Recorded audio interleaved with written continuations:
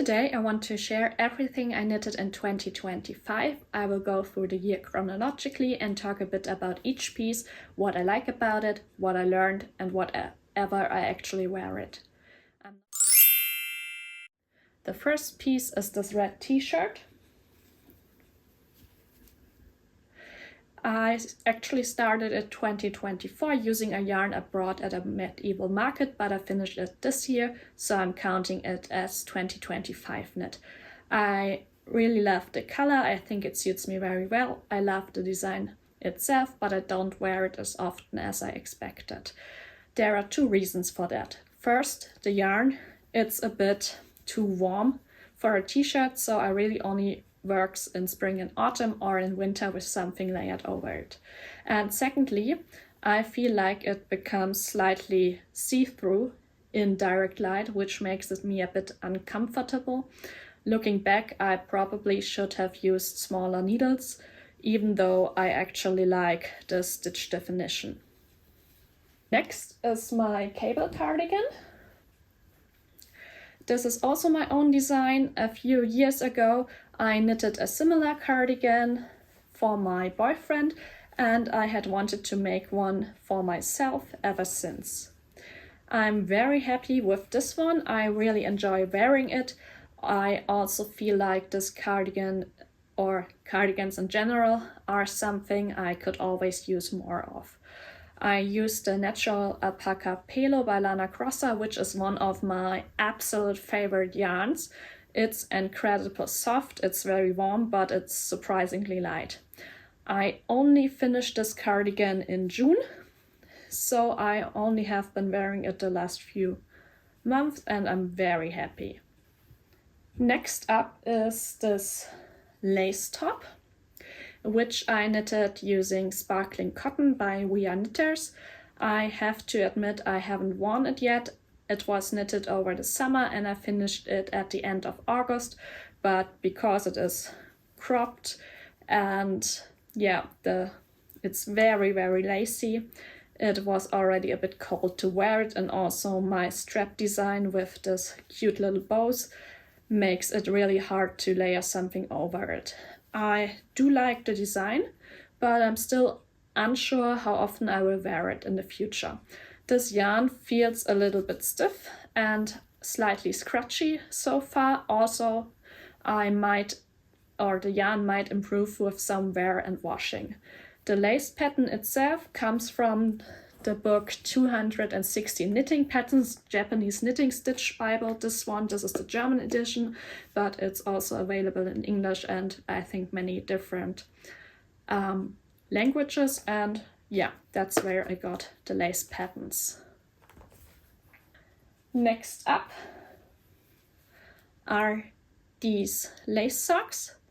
They are also an own design as well, using the Stitch Bible I just showed. I casted them on in November of 2024, but only finished them in October 2025. I really like the color gradient and the lace pattern, and I'm very happy how they turned out. For the cuff, I used some twisted stitches, which I personally find to look a bit cleaner and more structured than normal knit stitches. Next, we have another pair of socks. These are the Matterhorn socks by Stone Knits.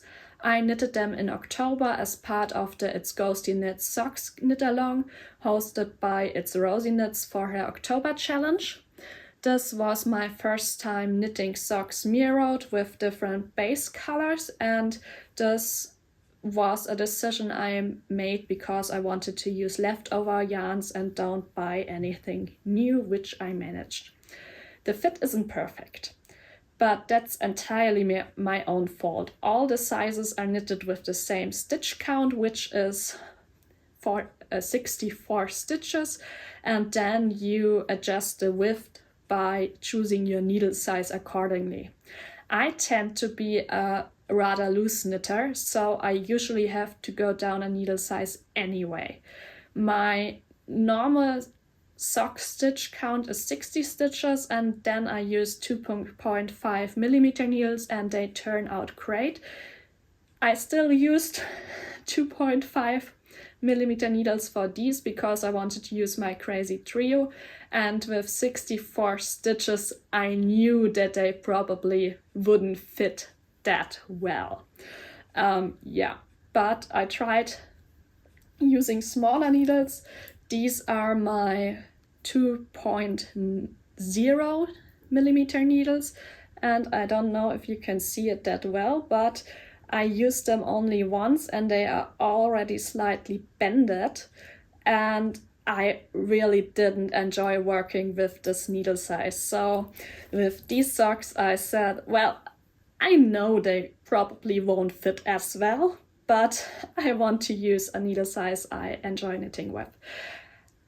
Actually, I'm very happy with the look of these, and I wear them at home, but I don't wear them in shoes. So next we have this shirt. This is my own design as well. I actually made my very first YouTube video about the process of redesigning this, as I had an older knit in a similar style, but I wanted to tweak it a little bit, and that's the result. I knitted it in pure silk by Knitting for Olive, and I enjoy it very much. I finished it in November, and let's be real, it isn't really shirt season anymore, but I have worn it once since then and received compliments right away. The color choice is also quite unusual for me, so I'm curious to see how much I'll wear it long term. But I like how it turned out. Yeah, next up is my cotton candy headband, which is also my own design. There's a tutorial video for this here on YouTube, and you can get a free pattern on Ravelry. I knitted it using yarn leftovers, and I just wanted to make another headband, and I like how simple and practical it is. I have already worn several times, and I finished this like 2 or 3 weeks ago. So next up we have the Rapunzel blouse. Let's just get it sorted.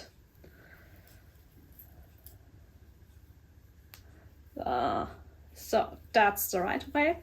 This is the Rapunzel blouse by Knitting Adventures. I knitted it in Setasuri by Lana Grossa. As you can see, it isn't quite finished yet, but I'm confident I will be done with it in time when this video goes live. So I'm counting it as a 2025 knit.